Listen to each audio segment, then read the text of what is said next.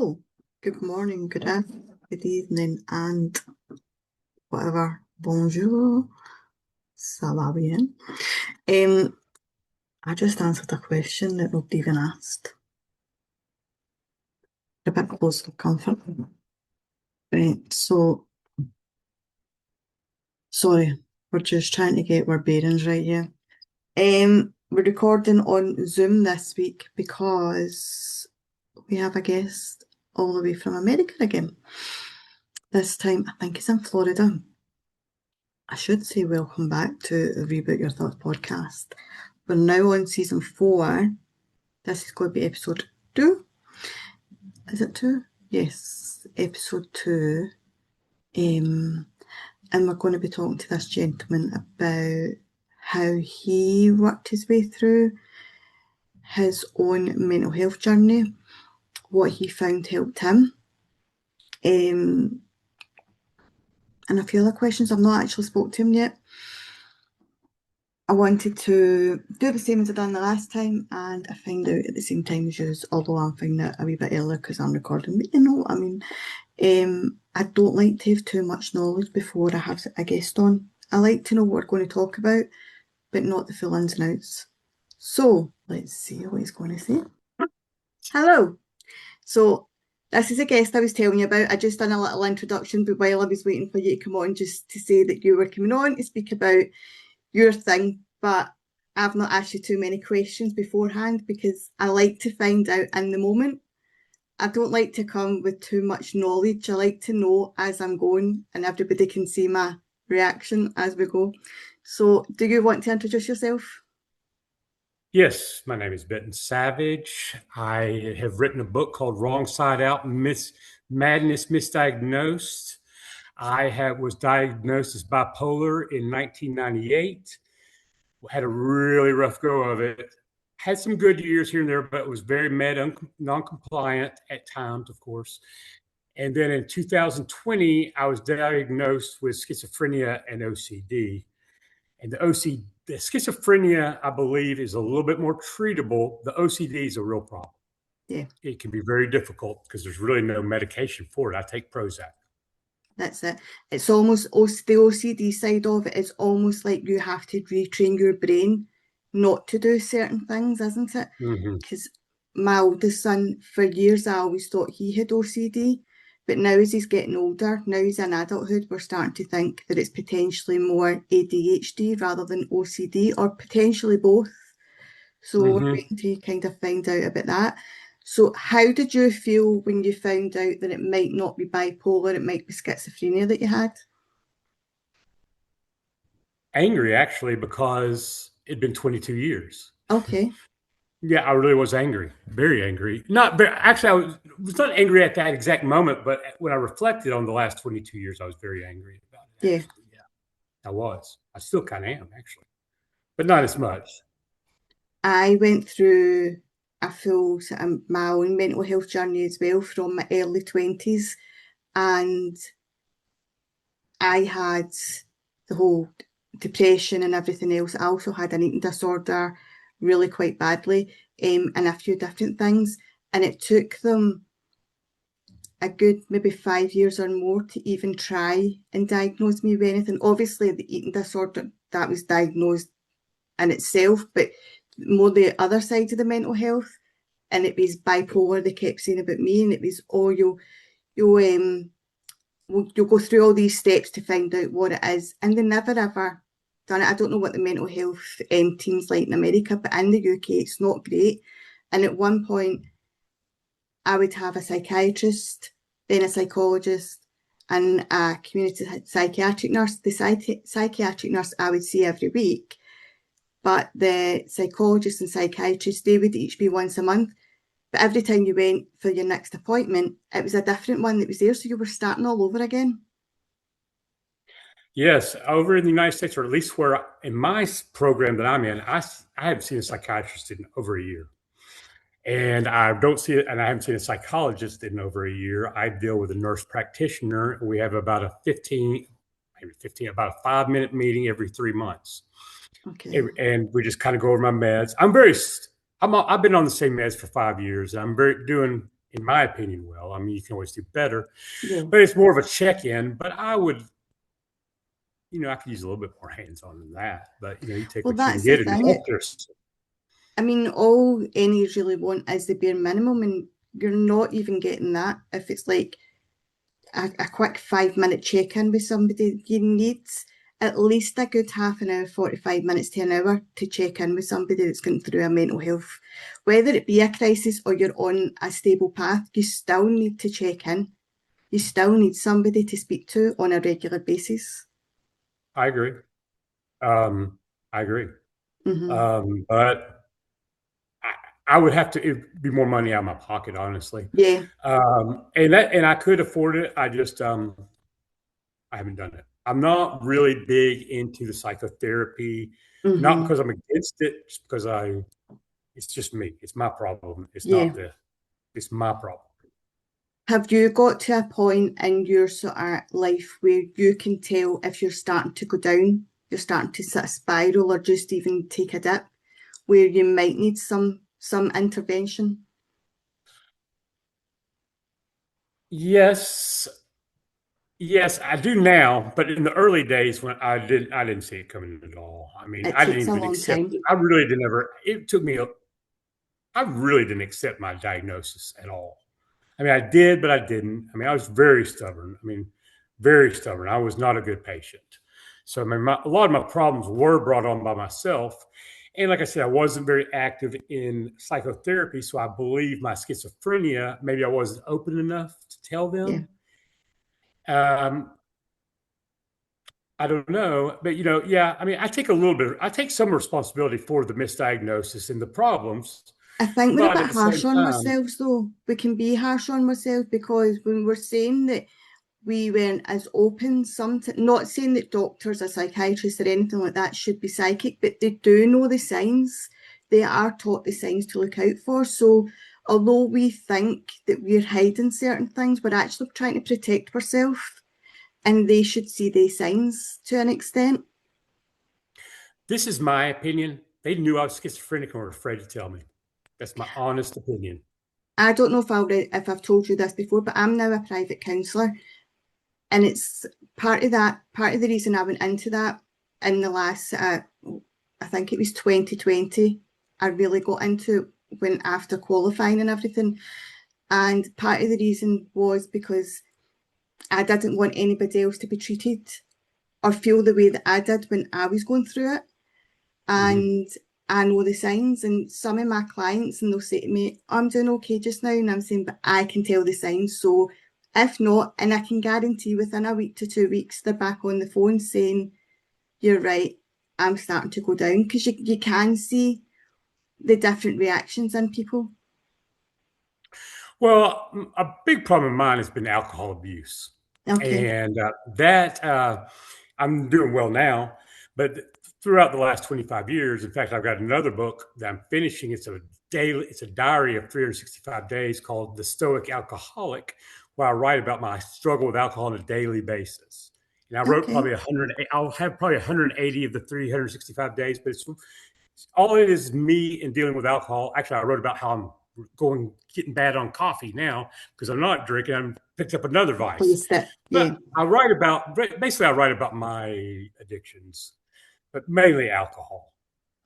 So one of the things that I know a lot of people struggle with when it comes to their sort of mental health journey is taking medication. How did you find that? How did I what? How did Excuse you me? find taking medication? Were you okay about it? And how were the people round about you taking medication? Because a lot of people frown upon it. Yes, people do frown upon it, and my mother kind of blames me for my mental illness. And my mother is very smart and very astute and should know better.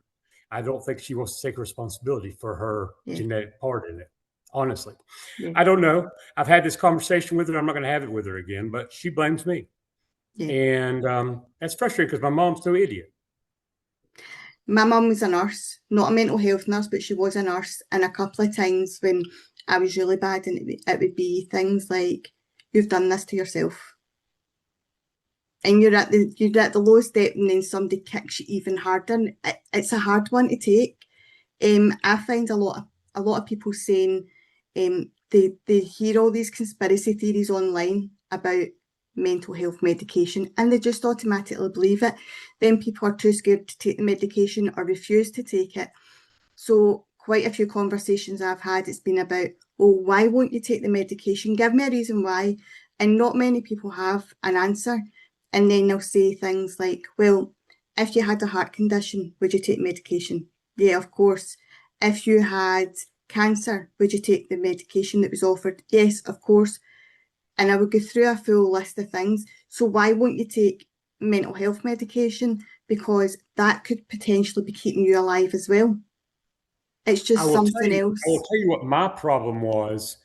I did not accept it, and the reason was, like My mom's been very active. She's been very proactive. I don't want to call her a bad mother in this. She just kind of blames it on me. But and Yeah. she's been like, take the medicine. And she used the diabetes analogy with me a lot. If you had diabetes, you take medicine. But you This could is it. never prove to me that I had a mental health disorder other than what the psychiatrist said. Yes. If they could have given me a test that said, showed me some numbers and said this is it, then I probably would have had a lot less trouble. Hmm. I had a real problem with that. I had a real problem with that. But that is part of mental health because you're arguing with yourself. You're arguing with one side, one part of your brain's telling you to do X, the other one's saying Y, and then nobody's agreeing. So you're never going to. It takes a long time for you to realise, right? Wait a minute, there is something going on here. Yes, I've gotten better. I know when I'm kind of in the last 5 years. I know now that I'm really stabilized and really doing pretty well. I've got things going on pretty well. I know when I'm kind of getting off my rocker a little bit, and I take a Yeah. step back. I can recognize it now, but it's always a risk. I mean, Hmm. if I mess around with alcohol, I mean that's the worst thing you can do. Well, alcohol is not the worst, but those kind of things are the worst thing you can do if Yeah, you're on those kind of drugs. If you're on those that's kind it. of medications, it'll really screw you up.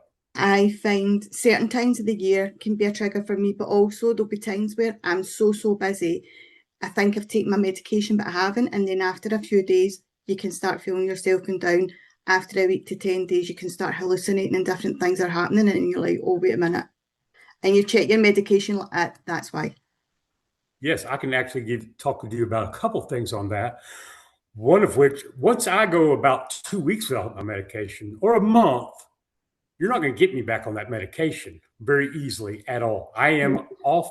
I am really adamant. I mean, I have been held down in psychiatric hospitals and had injections in my butt for a month and refused to take medication. They're like, you're not leaving until you take the medication. And I that's it. didn't They're going to care. get it into you I one way didn't or care. another. And finally, I was like, after about a month, it really was about a month.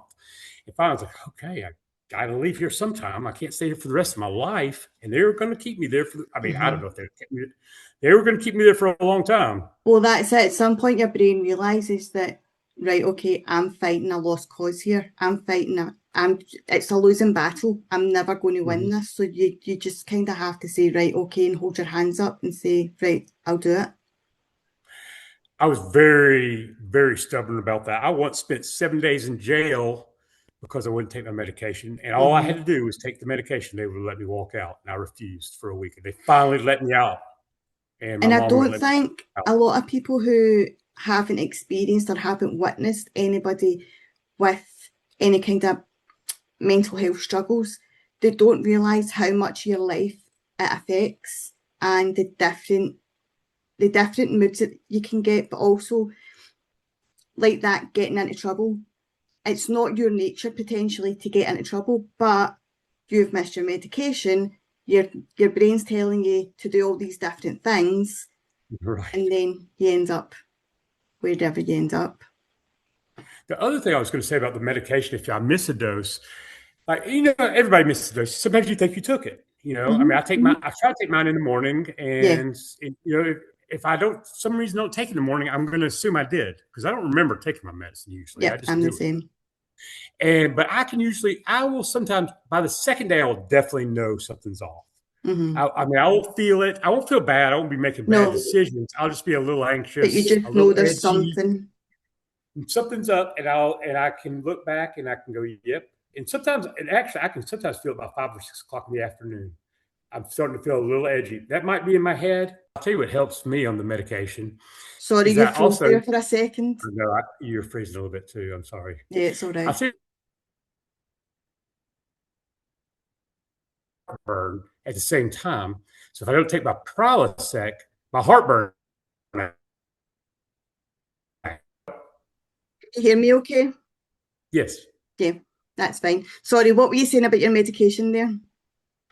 I also take Prilosec. This is off the subject, but I also take Prilosec for my heartburn. Okay. So if I don't take my Prilosec, and I take it at the same time I take my medication, I take all my psychiatric meds at one time, so I don't have to deal with the one in the morning, Yeah. one at night. I did for years. I had to do that. Now it's just one big helping, and I take all my drugs at the same time, including Prilosec. So, but if I don't take my Prilosec, my heartburn very well might act up that day. I mean, it's Okay. very sensitive. It's not nearly as catastrophic as mental illness, but it's just as sensitive. I can kind of sense it when I don't take it. So I do All have a right. little bit of a warning sign Yeah. that reminds me, like maybe you didn't take it. Mm-hmm. So you said that you've wrote a book. When did you first kind of get into writing, and did it help you more Yes. than sort of therapy? Well, I'll tell you the book is called Wrong Side Out: Madness Misdiagnosed. I wrote this book in 2009 under the title Wrong Side Out: The Bipolar Experience. Tried to get it published with traditional publishers in the send them off to agents. Tried everything I could. I was really high on the book. Got very little traction, no real traction. I just gave up on it for 10 years.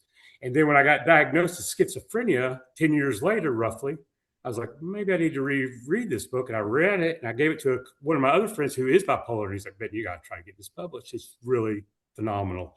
The insight you have into what you're thinking and why your behavior is so absurd. I talk about what is I try to talk about what's going on in my head, why I'm doing this ridiculous behavior, why am I not taking my medicine, why am I not returning my mom's phone calls, that kind of thing. And they're usually more extreme than that, but those are just two examples that popped off the top of my head. I really go in the head. I mean, at one point I thought I could run across I was living in California. I thought I could run across the country just like Forrest Gump. I was And I just really about to tried. say, like, run, Forrest, run. Yeah, I really thought that, and I really ran about a mile, and then I didn't make it. But I mean, it was a really bad situation. But that's an extreme example. That's 25 years ago. That's 1999. I'm Mm-hmm. I had another 20 years of those kind of things. That was a little much. That was just what I can laugh at. But Yeah. some of them you don't laugh at as much. No, definitely not. So in 2019, did the book get published at that point? No, I wrote it in 2009. Did not get published. Did not get published. I sat on it for 10 years. Did nothing with it. I was still writing other books. Okay. Novels, short stories, little poetry, whatever. And I got away from it, and like I said, I got a couple people read the book kind of randomly, and they were like, "Benton, this is really." They'd read my other stuff, like this is by far the best thing you've written. Mm-hmm. I mean, and I'm a pretty decent writer in its own right, in my opinion. But they were like, "This is really outstanding. You really need to pursue this." And then it took me about a year or two to get not the guts, but it's hard to put this book out there because it is, people, my close friends, and even not even my close friends, my distant friends know got mental health issues. But, if this book does well, and I think it will, strangers are going to meet me knowing Leaving yourself that I'm bare, mental aren't health. you? Hmm? You're just leaving yourself bare. So for everybody to see every single part of you in this book. Yes. Yes. It's wide open. I mean, I this is gross, but this is how honest I was. I was in the mental hospital, and for some reason, I felt the inclination to hold my urine for as long as I could until I peed. I did it for Mm-hmm. like 24, 30 hours. Then I peed on myself right there in the psychiatric hospital. And they're like, "What are you doing?" I was like, "I don't know." I mean, I just Mm-hmm. did it. And I write about that kind of stuff, really embarrassing stuff. I mean, people are like, that was probably pretty hard to write. And I was like, it wasn't that hard to write because it was kind of therapeutic just to process what I had done. But it was hard to take the next step. And the second time, this time around, when I'm doing a little bit better, back in 2009, I didn't have much going on. Yeah. I was really hoping that book would get me started, and it didn't. So I had to go on other courses. But it was harder to get it published than actually write. Writing is very therapeutic. I think Hmm. it's especially for mental health Yeah. because you can really analyze your behavior, take a hard look at your behavior from us, take a step back. 100%. It's one of the things that I tell most of my clients to do, not particularly write books or poems, maybe Yeah, poems, but just write down your thoughts, journaling. write them down and get them out your head, get everything out your head. Because and I've been wanting to do it for a long time. I've started writing a book, but I think I've started writing this one particular book about 5 different times because it is, again, it's about my past and it's about me and it's about how I've been treated by different people, if that makes sense, and how I came to protect. I may have mental health struggles anyway, but this is where I see it all start stemming from. Um, but it can be hard to write your inner, deeper thoughts. Well, I'll tell you, I was really determined when I wrote it in 2009. Now I did add some on. I did add the last 10 years on to round out the misdiagnosis. But when I wrote it, I was really frustrated because I just gotten out of the hospital. People are always telling me you don't need to take medicine. I was living in New York City, bunch of know-it-alls, and they're telling me you don't need to take medication. You're just being weak. And that was about the time A Beautiful Mind came out. I hate that movie. I hate the movie A Beautiful Mind because it implies that this guy can live a normal life without medication. And I don't believe he did. And in fact, he lived a miserable life, even if he did live it without medication. But they Mm-hmm. make it out like he's a beautiful mind. His mind was not beautiful, in Yeah. my opinion. And it's really And frustrating because that came I out about the think time I was diagnosed. People were like, you need to watch this. we're back. Yes. But It's you believe people. You want to sometimes believe. a lot of the time it's people that don't have any knowledge. They've never trained in anything to do with mental health. They've also never experienced it themselves, but they always have the answer. They always know Mm-hmm. better. Yes, there's And a lot of people like that. yeah, very many people, very, very many. And it's a bit like the men can't cry, men can't struggle, men can't this, men can't that. And that's one of the things I wanted to try and eradicate as much as possible through this podcast is that men can open up and still be what people see as a manly man.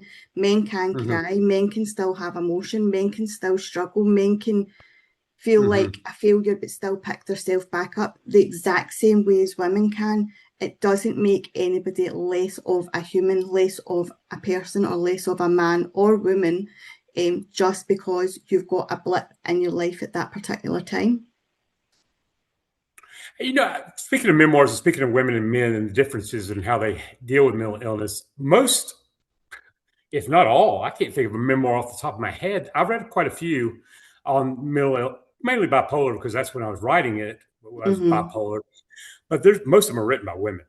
There's not Yeah. many memoirs about mental illness written by No, men. I'm sure no. you've read Kay Redfield Jamison's Unquiet Mind. I hope you Yeah. have. I mean, I've Yeah, got a whole stack of books yeah, and I I don't do too. know how many are by men. Hmm. So when did you start writing poetry first before you started writing a novel, or? When I started doing back in 1998, and I was writing about my mental illness, but I was such a bad writer in 1998, and I was really, really bad off mentally. I was just getting it. I was almost comatose trying to writing. It was a terrible book. My mom saved it, and but I was writing about my mental illness from the start, and then I did that for about 3 or 4 years, just kind of writing about my mental illness, and then I got into writing regular novels and short stories. But I got started for sure focused on the mental health. And actually, my editor said it's obvious that when she'd read a lot of my stuff, and she had not read my memoir because I'd been working with her for 5 years. I hadn't even mentioned this memoir for her. I showed her my fiction. When I gave it to her, she was the first one to say, "Ben, this is much better than anything you've ever written."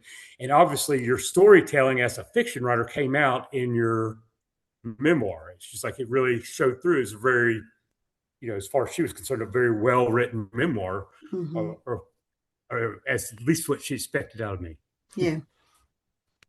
So, what do you prefer, writing poetry or My prose? poetry is a little bit different. I published a book about in 2024 called Fortune Cookies, and it actually went up to #1 on new poetry on Amazon, I guess in the United States, and for a couple of days. And but what that was it was 100 sayings, basically 100 fortune cookies. They're better than the fortune cookies that you're going to find in your Chinese restaurant, Yeah. but they're fortune cookie oriented. And how I got started on that was this is called micro. I write micro poetry or Instagram poetry if you're familiar with it. Mm-hmm. The Mm-hmm. really short poetry. I Yep. can't Yep. write Emily Dickinson or anything like that. Nothing near it. But I can write these kind of one-liners, kind of one-liners, kind of jokes, kind of just kind of thoughtful things, little fortune Yeah. cookies. And I was publishing them about 5 times a week on Instagram, just not getting a whole lot of traction. And then somebody called me out of the blue. It's like, I think I've been following you for a while. I think you're pretty good. I think we could maybe make a book of fortune cookies. I'd never thought of fortune cookies. He thought of it, and then we Mm-hmm. went with it. And it turned out pretty well. Yes, I was pleased with it. Fantastic. So, Yes, how many books have you got published now? I've got 4 published. I did publish one, a fictional account back in 2011, or two. No, before I wrote this memoir, I wrote a I wrote a fictional account of somebody with mental illness set in New York City back in around 2006 or 2007. But it was fiction, but it was a lot of it was drawn from what I had experienced. A lot of it was set in a mental hospital, which I'd had ample experience. I could Yeah. draw on from all kinds of experiences from that. Mm-hmm. And and it was good, but it was not professionally written. I didn't have an editor. I just published it, kind of got it out there, and kind of let it go for a few years. And it's not even in publication anymore. I don't think. I think you can buy it on eBay. Okay. But then I published Fortune Cookies in 2024, and then I published Free and Satisfied, which is a novel. I published it in April of last year, and it's a novel about a biracial relationship between a white man and a black woman. And it's set in Memphis, Tennessee, and it's kind of I would consider it a coming of age story. Mm-hmm. And it's gotten some traction. It's got some traction, and then Wrong Side Out just came out December 29th. And then next book I'm going to finish February 4th because I started writing it February 4th of last year. I originally wrote is going to be called The Stoic Alcoholic 366 Days, the first 366 Days of Sobriety. Well, I Mm-hmm. made it about 90 days. And then, and I was really pleased. 90 days was really good. That's really solid. But It is. It's and then I quit amazing. writing. I quit writing. I got cocky and I quit writing. Then I Mm-hmm. went on through my bender. And then I caught I back up. I'm writing it again. But I'm gonna title, excuse me. I'm gonna title it this time The Stoic Alcoholic, how I came to terms with my shame and pain. I had Because I'm never going to say I'm not a drinker again. no, you that's the can't. kiss of death. That's the thing, you That's the kiss can't. of death. I've had when I had my eating disorder, I was addicted to certain things that helped along the way, which I don't like to give too much information about because I don't like to give people ideas if they're maybe struggling. So I do know that addiction is addiction for the rest of your life. Also, I had an uncle who was actually like a second dad to me. He was an alcoholic our whole life until he passed away. Um, and he stopped many times, but there was one time and the whole family were so angry because the doctor had said, obviously, and when he was in hospital, he was told he could never drink again because he could potentially die. Hmm. He went to go and visit Hmm. his own doctor, his GP, one day, and he said, well, you could have the occasional can of Guinness. Well, that was him. Doctors gave me permission. Then they start with Guinness. Pausing. Oh, Yeah, the last 15 seconds or so has been a pause. so he went to his GP. Can you hear me? Yeah. Yes. Yeah. He went to his GP. His GP said to him, well, you could have the odd Guinness, can of Guinness. His eyes lit up. He was like, oh, I can have the Guinness. The Guinness then goes to cider. The cider then goes to vodka. And that's it. The ball's rolling again. Yeah. All you need is a little window of hope. I mean, I had one doctor actually say, you are not, he didn't think I was mentally ill. I mean, I was like I was in a terrible situation, went to a doctor and he said, I don't think you are mentally. I think you're just misunderstood. I carried that torch for about 5 years. I had You one hold on believer. to it. Oh, I held on to it. I held on to it for years. One believer Mhm. out of about a million not. And I believe the one guy who, for whatever reason, thought I was okay. Yeah. And I, And if and it, I held on to that one. I mean, are any is actually okay? Even people that don't have mental health struggles, everybody's got something, whether it Mhm. be their low confidence or whether it be they can't do something that somebody else can do or whatever it is, or anger issues, whatever. We've all got something, and none of us are ever going to be perfect. I And we agree with that. just, as long as we admit it to ourselves, it makes life a bit easier.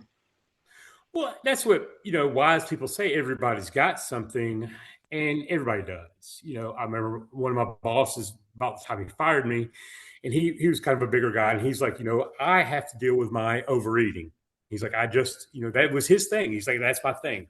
He was a very healthy guy, exercised every day, successful, but he said he could knock out 12 donuts, in a sitting, no problem. Just that kind of eater. And he's like, I have to struggle with it. Now it's a little different struggle than what I'm dealing with, but it was a big struggle for But it was him. his struggle. Hmm. Yes, I mean, I'm sure it's a lifetime struggle for him. I mean, he did. And in fact, in that conversation, he said his mother was dealt with the same thing. Hmm. And that's it. A lot of these traits can be learned behaviour. So, like the eating thing, Yes, overeating, eating too much sugar, not eating the healthy foods, only eating healthy foods, not eating meat, only eating meat. All these things can be learned behaviour. And it's yes. sometimes it's the break the cycle, isn't it? I believe nutrition, eating well, is a very important part of mental health. I really do believe that. I don't think. I mean, if you're living, I don't know. I mean, I cook most of my meals. I probably Yeah, eat out of my 14 meals, lunch and dinner. I probably eat 11, 12 of them. And I cook myself, and I mean, there's a little preparation. Some are easier than others, but I mean, I yeah. I cook. I don't, I got plenty of friends that live on Mountain Dew and McDonald's. Hmm. I mean, that's the way they look. That's the way they roll. I'm like, I don't see how you I've do got a it. son who's You get autistic, help. which who would love that diet of Mountain Dew and McDonald's, but he doesn't get away with it. Right. I mean, I've got a guy he's a friend of mine. He's kind of living with me right now, and he lives on the Mountain Dew and basically a convenience store diet. And I'm Well, like, that's how the do you thing. do it? It's convenient, isn't it? It's easy Mhm. because then you don't have to think. You don't actually have to prepare. You don't have to stand and cook or chop or do or go for a grocery shop or whatever it may be. So it is, it's just pure convenience and I suppose Yes. to an extent laziness. It's laziness for sure, or incompetence. A lot of people Yeah. just don't know how to cook. Like I ate pretty much junk until I was about 30. And I finally had a roommate, somebody lived with me for about 3 months who was a sous chef in New York City. And he said, he basically, we cooked a meal 3 or 4 times a week. And Hmm. after a couple months, I'm not an expert chef now, but I can No. do, I mean, I'm better than Pop Tarts Yeah. and I mean, there is toast. some people out there who will struggle to cook. They maybe have reasons that they can't or whatever else, but you do have all these different sort of prep places that can bring nutritional food to you. But the problem is they're so expensive that Hmm. your everyday person can't really afford them. Hmm. Yes.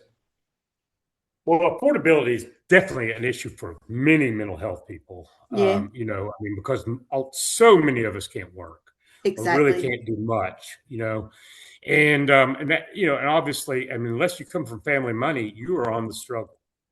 I mean, you are going to struggle because you're going to do, I don't know how they do it in Europe, but it's SSI here. And then even if you want to work, you can only work a certain amount of hours.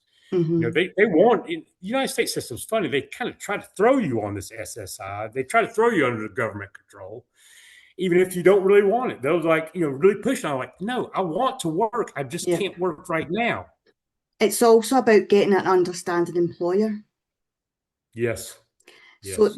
that was one of the reasons why I started my first business in 2013, roughly around about then, because I had just, my doctor was trying to get me sectioned at the time, and I had said to, because I was suicidal and whatever else, and I did say the one thing not to do is put me in a hospital, because I will come out in a wooden box, because it take me away from my boys or whatever else, because my boys were the only thing I was living for at the time.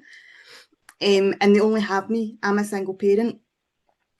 Then once I started to come out of that, I knew, because I have so many blips throughout the years previous, I knew I could never work for another employer.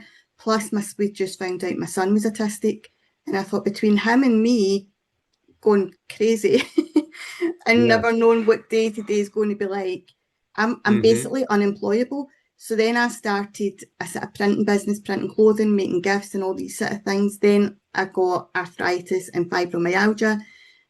So then I couldn't do that anymore. And that was what kind of spurred me on to train in being a counsellor, because I can use my mouth. Even if I can't use any other part of my body, my mouth will always be able to talk. Yeah. Well, that's the situation I found myself in after years of just spotty employment, and even like a year or two of no employment. You become unemployable. Yep, You know, 100%. and you got to explain why you didn't work for those years. How did you support yourself? What were you doing?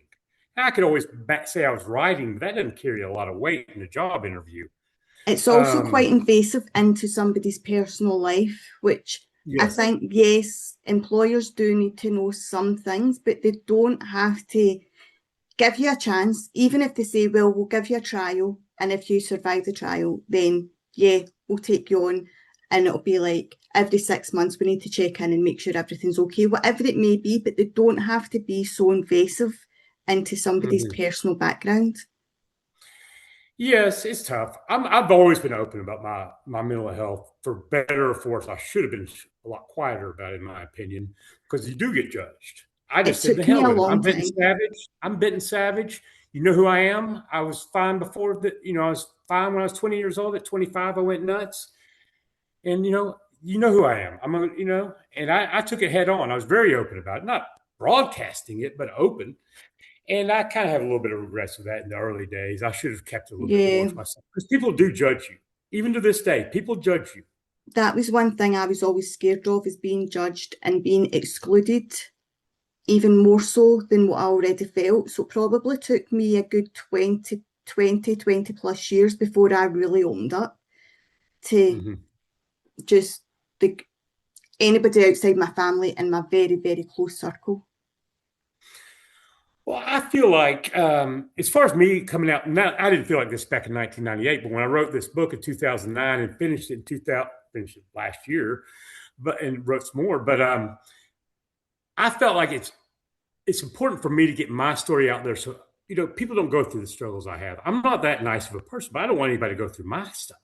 Man, my life was miserable there for 15 years. It was so preventable if I'd gotten the proper diagnosis, which I believe they knew. But if I'd taken my medication, even on the wrong diagnosis, I would have done a lot better.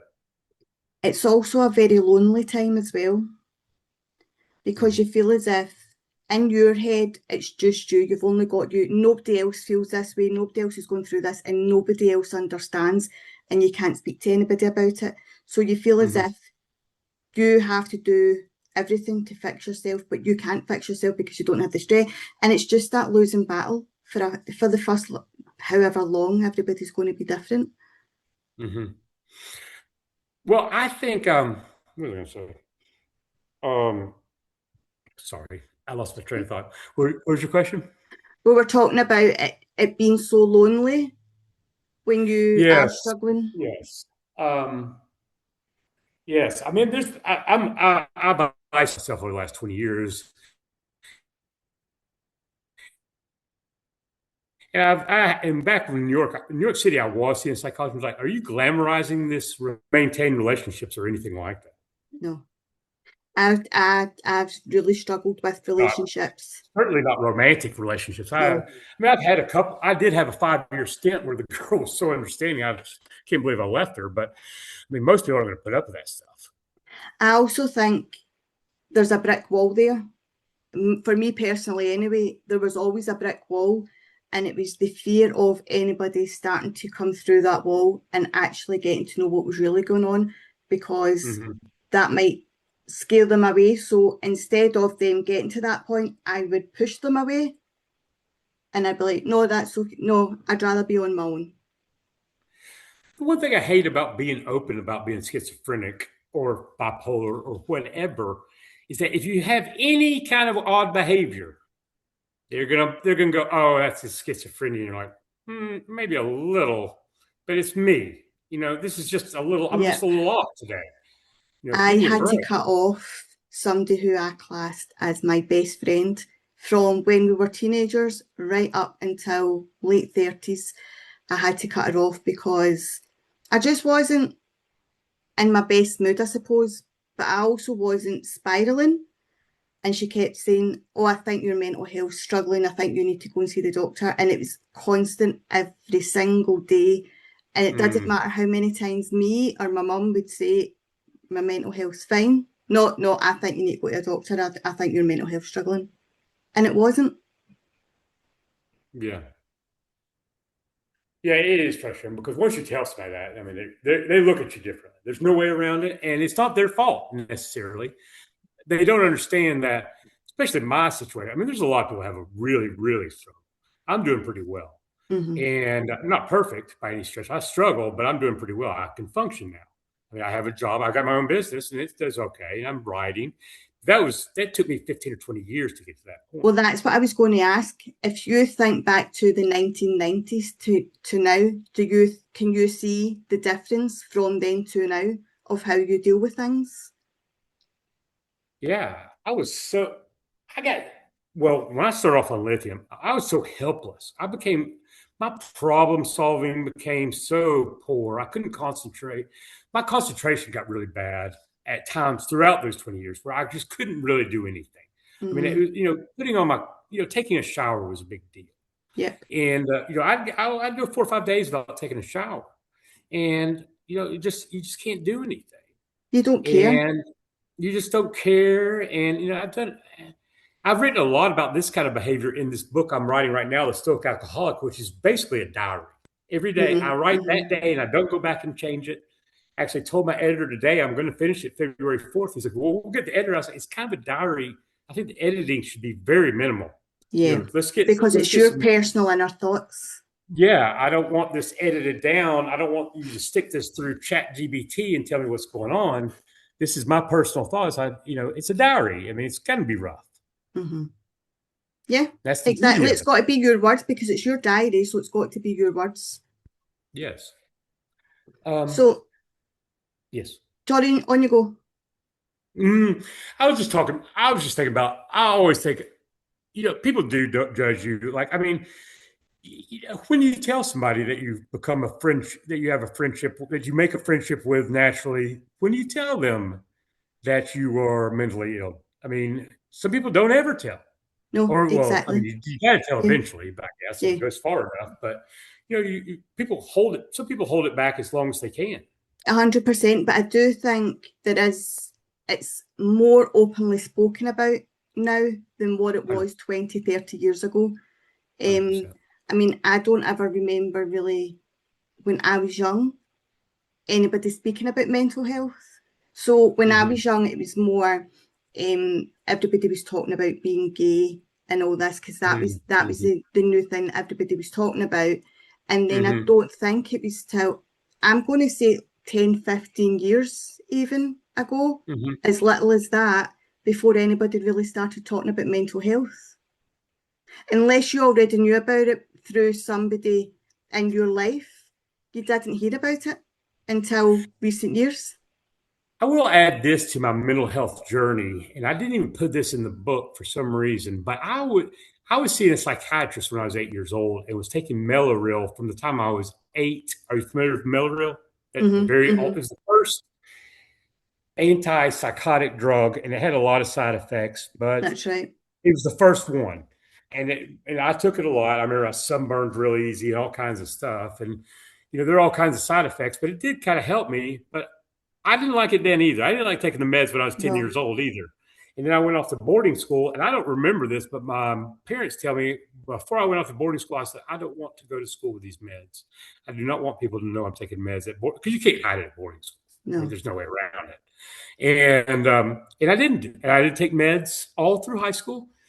I did well, but that's when I started using alcohol, and it was just pretty pretty much I was a straight A student my freshman year of high school, and it was, B's, just steady improvement until I graduated college with about a 2.3, Mm-hmm. and I was a very good, and I'm fairly intelligent. I could have done better. I just I'm the quit. same.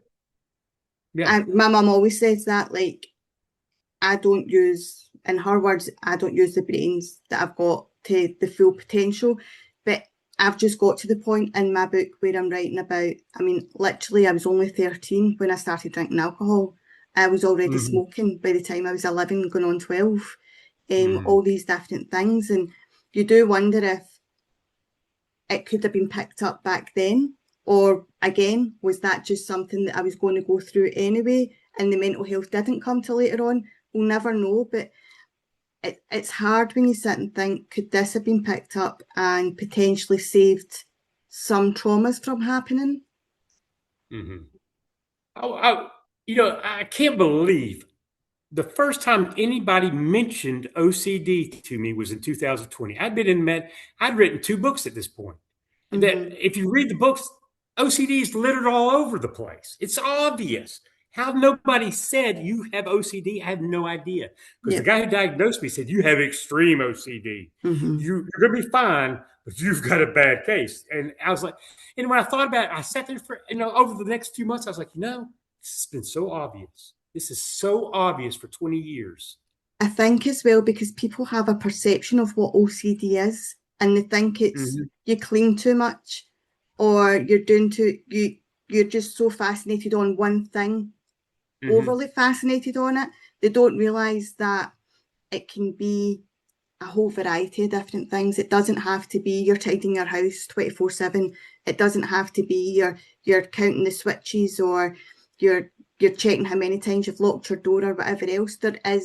It's much bigger than what people think Yeah. it is.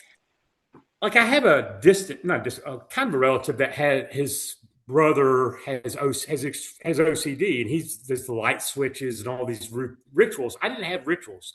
What I do, and I still do it sometimes, math equations in my head all day long. I mean, Mm-hmm. addresses, license plates, phone numbers. I'm crunching the number, trying to make sense of them, trying to see a pattern, kind of like that guy in A Beautiful Mind. Yep, yep. He's seen patterns everywhere, and that's kind of how.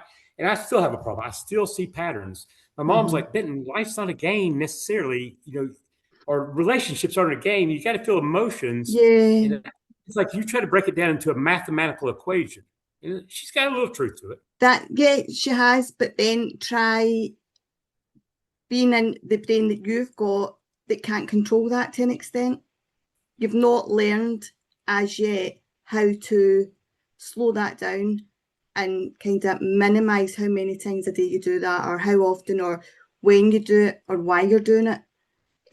It's you having to regulate yourself and coming to terms with how do I change these? How can I change it? And it might be that you can't, but it could be that you just do it less often. Yes, less often. You get those urges. I do, and I get these urges where I just got to do it. I just got Mm-hmm. to do it. I mean, it's gonna. I have this philosophy. I had this philosophy. I used to joke about it. If you know you're going to do it someday, go ahead and get it over with. Mm-hmm. And that's a bad philosophy because you can hold off, and maybe tomorrow you'll feel that way. But I get those things. It can be food. It could be alcohol back in the day. It could be anything. Food. I mean, food. I can really get going. Mm-hmm. And I mean, my weight. I've had a 70-pound weight difference in the last 5 years. Yeah. I mean, I can really go. I'm on the downside right now, which is just as dangerous for me because Well, I get yeah, obsessed with being, not counting calories, but not eating sugar. I'm the same. So I obviously told you I had a really bad eating disorder, and it went on and off for like 15 years or so. But now I'm at the other side of it where I've put on quite a bit of weight. But I Hmm. have the fear of, if I try and lose weight, am I going to go too far? Yes. And it's trying to tell your brain that either stay where you are and then just embrace how you look, or Yes. control. And I don't know that I'm at a point where I could control it, because I know that it Hmm. just takes one thing to happen where I'll go far too far. And it's happened to me so many times. And trying to explain that even to a doctor who are like, but you've been okay for X amount of years. That's okay saying that until I start to try and lose weight again. And then I know it's that vicious cycle where it's almost like a rabbit in headlights. I'm not anorexic. I don't think I'm anorexic, but I have gone through periods where I have definitely lived like an anorexic. Mm-hmm. And it's a control thing. Yeah, I mean, it it's a deal with 100% anything. It's is. all a control thing. It's all control. And and when I start losing weight, I'm like, I never see it coming when I lose the weight. But when I get really light, I'm really not in a good place because I'm Mm-hmm. really trying to control everything in my life to the extent that it's unhealthy. It's not fun for me. It's not fun for the people around me. It's not Well, fun for anybody. your mood changes, you're so fatigued. There's not much in there, but you're trying to still live a normal life. You're still trying to live every day the way you would, Mhm. but you don't have the energy, you don't have the sustenance. There's Yes. nothing to help you keep going Yes. because you've not taken any energy in for you to then burn it back off again. Hmm. Yeah, I will certainly. I mean, if you don't eat enough, you're going to have some problems there. But I've done crazy thing. I ate only green beans for 4 weeks, for 4 months, Mm-hmm. or not, or, excuse me, 40 days. Mm-hmm. Only green beans. I can't remember why I did it. Some reason I did it. Only green beans. Another time I only ate eggs for a month. And I ended up in the hospital on that one, catatonic, because my potassium levels got so low I True. could not move. Yep. And so, I mean, I've done these. That's two of the more. There's two examples that pop up. I've done three or four others. Yeah. I've drank cokes. I'm very obsessive about these kind of things, and I'm a lot better now. But it was very helpful for somebody to finally say you are OCD, and that Mm-hmm. made my behavior make a lot more sense to me. This is So actually an ailment. yeah.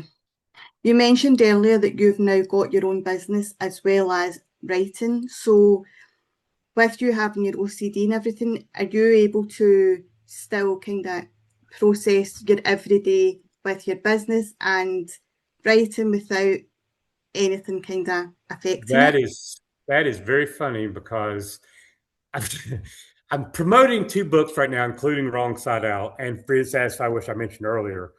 I'm writing a book and I'm writing The Stoic Alcoholic. So I've got four books on my mind plus my business.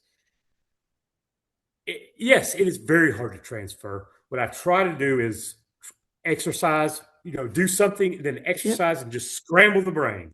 Eat a meal, take a shower, just go do an errand, something just to start over because I cannot go from this conversation to real estate very easily. So you've got all that going on in your brain. Are you able to sleep at night? Are you managing to get enough sleep? I sleep about 4 hours a night. I'm really bad. I slept Yeah. 5.5 hours last night, and that was like probably the most in 6 weeks, 2 months. Mm-hmm. I haven't had 7 hours of sleep in years, and they're never uninterrupted. And it's really rough. And and people are like, why don't you just go back to sleep? Like, why don't I do anything? Why doesn't I do anything I do? It's easy to say just go back to sleep, but it's not that easy to do. Because I'm the same. I wake up about 5 times a night. I don't Yeah, get a full night's sleep, but and then once you're awake, you're awake. yeah. Like when you're Well, I'm a fully morning awake, you person. can't. Hmm. I'm a morning person. I've always I been mean, the I like to get up at 4, 5, 6, 4 or 5. I was up at 4:30 today. That's pretty late. I went to bed at 10, got up at 4:30. So I guess, 5, 6, 6.5 hours maybe. hmm But I like to get up early because I feel like I'm much more effective between 4 and 8 in the morning than I'm going to be from 8 to 12 at night, where I'm basically, no matter what I did Yeah. during the day, I'm going to kind of write it off. I'm going to Even as kind a of, teenager, I couldn't. Like you get a lot of teenagers that will sleep all day and up all night. yeah. I was never ever like that. I was always up early or early-ish, and Hmm. then because I don't like to waste a day, and I've always been like that. And now my two boys are exactly the same. They get up early, and they don't go to their bed like through the night or whatever else. They're up early. They go to their bed at a certain time, get up at a certain time, and it's not even with alarms. The youngest, he wakes up naturally. The older one, he's got alarms for work, but I've just never been one to waste a day. I've wasted plenty of days, but not anymore. And that's why that's one of Yeah. the reasons I'm very excited about life right now, and that's why I get up early. I have in college, during those days where I was, living, 18 to 21, or, yeah, I was sleeping until noon when I was at home on Christmas break and stuff like that. And, and certainly doing that sometimes on the weekends at school. And, so I was a late nighter, and now I don't even like to do the late night thing No. anymore. I don't like late night TV. I don't like anything about the late night. I don't like going out to bars late at night anymore. I don't like any of that stuff. It's I all just seem to be different in as bed. well. Yeah. And I think people's mentality now is different from probably when we would go out drinking years gone by, like 20 years ago or whatever. Hmm. Everybody's different. Because I think the years gone by, there was more fun. Like you didn't have camera smartphones where you had to hide Yeah. from. People weren't as, and I don't like to say this, but I suppose pretentious. There's a lot of pretentiousness in the world. Hmm. Everybody's got to be Instagram perfect, if that makes sense. Yeah. And I'm Oh not. yeah. I'm not. That's just not the way I live my life. Um, and if you do, then that's fine because that's obviously what makes you happy. But that's just not how. So I wouldn't enjoy a night out anymore, or as much as what I did back in the day. I don't enjoy nights out very much. I mean, there's not a whole lot of nightlife around here, but there's enough. Hmm. And when I go out, yeah, sometimes I go see some live music around 10 o'clock at night, and inevitably an hour later, I'm ready to go home. And, it's just like This I've is had it. it. I'm out. Yeah. I got out of the house. That's good enough for me. Hmm. I'm not drinking. I'm not really socializing, and I'm just kind of. I'm socializing. It's not the same as it was when I was It's 21 almost years like old. just going through the motions, isn't it? Yes. Like you don't want to be the party pooper. You don't want to say no every time. Yeah. No, I really don't want to do that. I'm starting to get better at it. It's like, no, honestly, I wouldn't have that much fun. I'm not going to do it. I Yeah, mean, no I'm the same. offense. I wouldn't have that much fun. Yeah. I'd have more fun reading a book or whatever I wanted to do. Hmm. More But fun going to work. yeah, I mean, now I just work. My whole life. I mean, that's how it should be as an adult, I guess. Is basically your life revolves. Well, if you have, I don't have family. You've got family, Well, so this is the thing, isn't it? It's all down to your surroundings and what makes you happy. And what makes you happy yes, makes you happy. And nobody can change that. Nobody can tell yes, you, well, that can't make you happy. If it makes you happy, it makes you happy, and that's it. yeah. I never thought I'd be a workaholic, and I'm not a workaholic, but I work a lot more than I thought I would. But then it's the age-old saying of if you find a job you enjoy, you'll never work a day in your life. And I think that's the point where I've got to now Yes, because I enjoy everything I do. So I don't actually feel as if I'm working.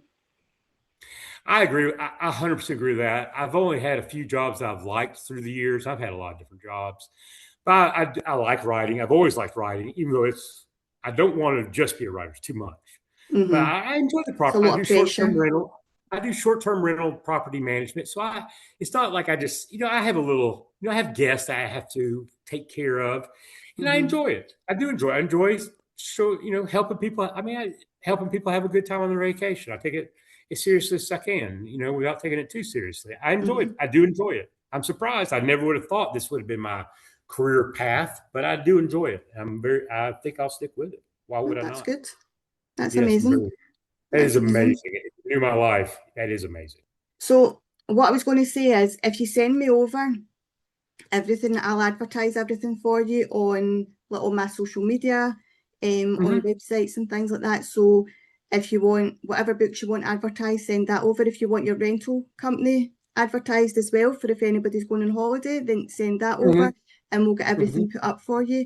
And hopefully people enjoy your books and enjoy coming on holiday. I would love for you to promote my books. It's really the promoting of the real estate really wouldn't. I just wouldn't really. I'm looking Okay. for more clients more than I'm looking for vacationers. I'm Right. looking to Okay. represent Okay. people. I'm kind of in that mode. I'm still early on. There will be a day where I'd love to Well, be if you ever change your courting mind, people in you can Europe to send come over it. to my Yeah. place. If you ever change your mind, just send over. You've Yes, got ma'am. the Of email. course. You can Thank you just for send it the all offer. over. Yes, ma'am. But no, it's been absolutely lovely talking to you. And it's been Yes, nice ma'am. hearing somebody else's perspective of mental health and how they've gone through the journey and how it's changed their life, I suppose, in a sense, and how you see life differently and what works for you, because not everybody's going to sit down and say, I'm going to write a book and that's going to help me get through traumas or whatever else it may be. My goal with this book is, I mean, I could probably, I don't know. My goal is to write this book, and it pretty much confirms I'm crazier than crazy. I mean, most of the book is off medication. Most of the book is not when I'm on medication doing fairly well. I may skim over a couple paragraphs. Yeah, I did this, that, and the other, and that was good. But I forget what I was going to say. But It's okay, take but your about time. writing. Yeah, I can't remember what I was going to say. I'm sorry. So you were talking about the book that you're writing just now. Yes. Yes, I like this book is very important to me. But I want to, yes, I know what I was going to say. And this is really what I do. I don't tell many people this because it's kind of obnoxious.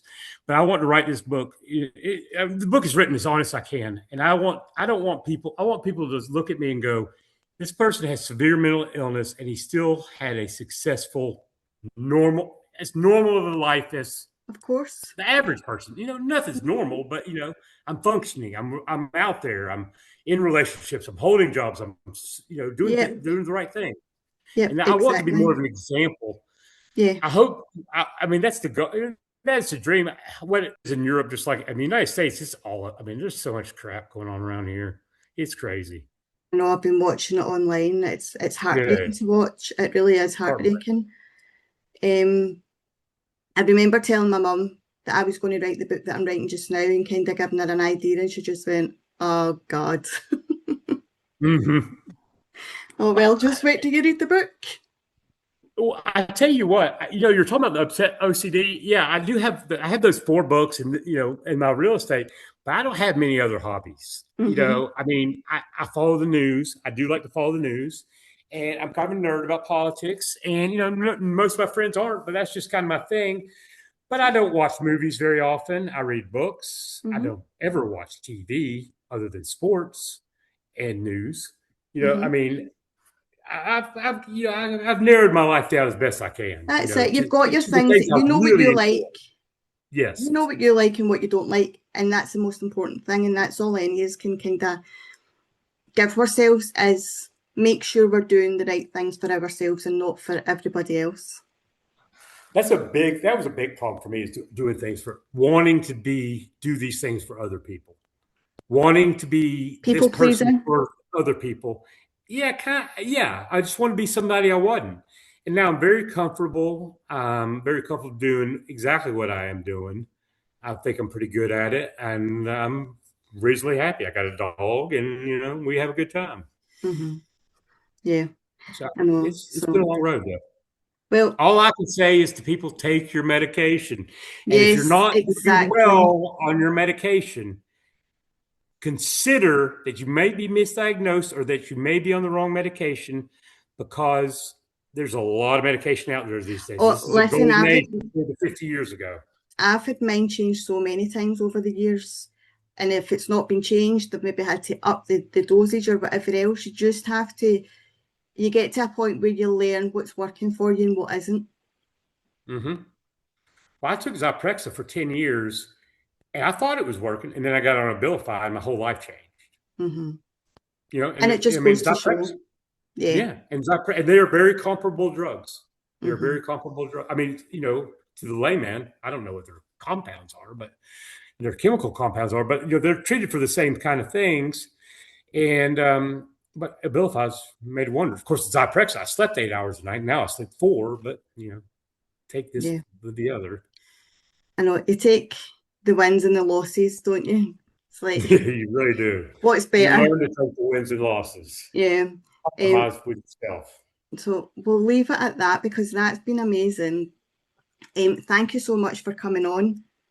I really enjoyed this. Yes, ma'am. Just remember, send me everything over that you want advertised, and I'd love to have you back on again when you write your new book once it's published and it's out there. You talk about the Stoic Alcoholic? Yeah, Okay, yeah, that'd be a good one for here too. yeah, Yes, that'd be very yeah, good because I write about mental illness. I try to stay away from mental illness in that book a little bit, but it is definitely mentioned. I can't get away yeah. from it. But I try to make although it more alcohol oriented. yeah, although the podcast is primarily about mental health, I like to talk about all different things just to do with life in general. So anything that anybody wants to come on and talk about is absolutely fine. Great. But no, it's been lovely having you, and it's been Yes, so ma'am. easy to talk to you as well. Yeah, it's been great. It's Yeah. been fun. Give me 2 I've seconds. done a I'll couple of just. these, and this is my best one yet. My Oh, favorite one yet. you're such a flatterer. Why are you Yeah, single? I'm a people pleaser. Same. But no, this has been nice. Yeah, no, it has. It's been absolutely lovely. But I'm sure. What did you say? It was snowing there yesterday. It was snowing on what was it, morning Sunday. They're like I saw like 4 or 5 flakes, and I Yeah, took a that's video and right. You said that you sent it saw up to like my a friends couple up of north. flakes. Saw a few flakes, and I took like a 10-second video. I was like, "You have to look close, but we are getting snow." Because we're in Scotland, obviously, and we normally get more snow than England, but we didn't really get the snow this year. They got it all, and I was like, well, they can keep it. They can just keep it down there. I don't want it. It's absolutely fine by me. Well, I just heard yesterday. I was talking to somebody that out, Colorado, the ski mountains out in the middle and the western part of this country. Apparently, they hadn't had much snow this year, and they're really Funny, isn't it? the ski slopes are struggling Mm-hmm. because there's no snow. Yeah, I know. It's you don't realise, and it's I blame Greta Gunberg or whatever her name is. I blame her for everything. Anything to do with the weather, it's her fault. Mm-hmm. She started it. She started it. But yeah, give me 2 seconds. I'll just pause it. So that was Benton. He was absolutely lovely. It was so easy to to chat away to him.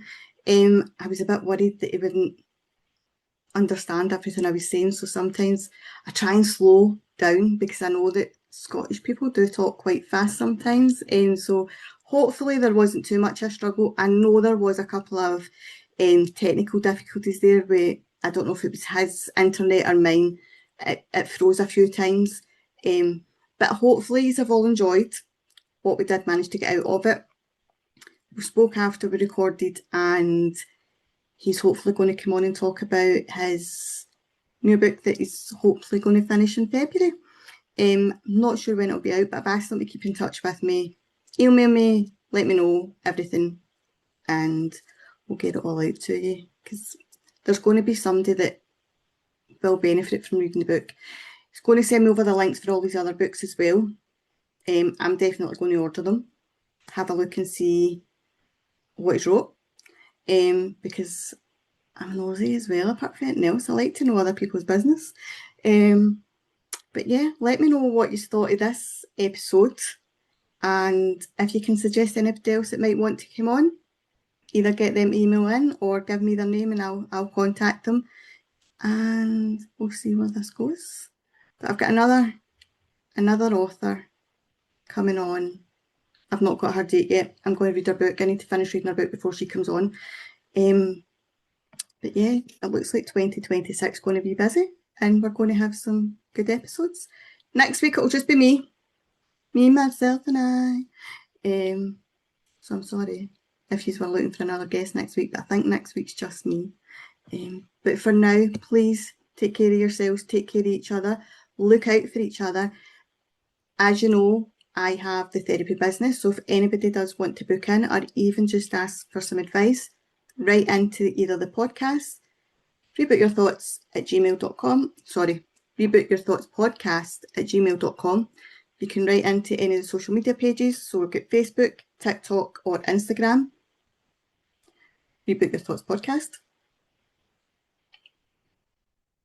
Or you can go on and get all the details for all the therapies, etc., that we offer on therebootsanctuary.com.